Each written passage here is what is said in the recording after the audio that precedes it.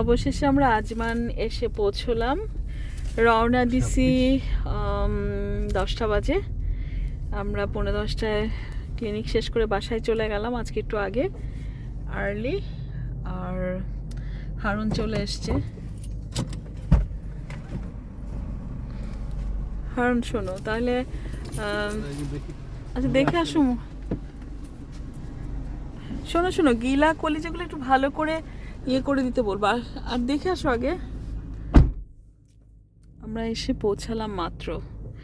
আসলে এই দোকানগুলো আমি জানি না, একবার আমি এসে 11:30 পৌঁছেছি, তখন আর দোকানগুলো সব বন্ধ হয়ে গেছিলো।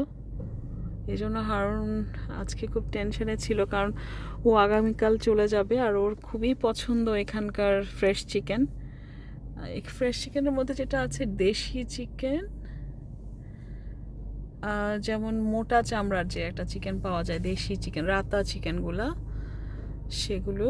আর হচ্ছে আমাদের দেশে কক মুরগির মতো ফ্রেশ চিকেন। আমাদের মতো আরও অনেক লোকজন আসছে, যে গাড়িগুলো থেমে আছে। এগুলো এখানকার আরবি আছে, তারপর আরবিদের মধ্যে সাদা আরবি, আফ্রিকান আরবি, আমাদের Asian people, Indian, Pakistani, Bangladeshi সবাই আসে। সব ফ্যামিলি, ব্যাচেলার সবাই আসে। এটা হচ্ছে লাইভ স্টক মার্কেটের এই রাস্তাটা দিয়ে আমরা এসেছি। এই যে পুরা এই সবগুলো দোকানগুলো হচ্ছে